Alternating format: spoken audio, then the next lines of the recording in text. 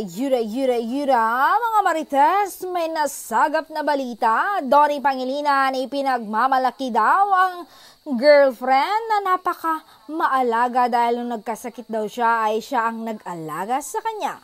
Say ng aktor ay naging parang wife niya daw ang dalaga ng mga araw na iyon. Dagdag pa daw ng binata, hindi niya na daw papakawalan pa si Bel Mariano.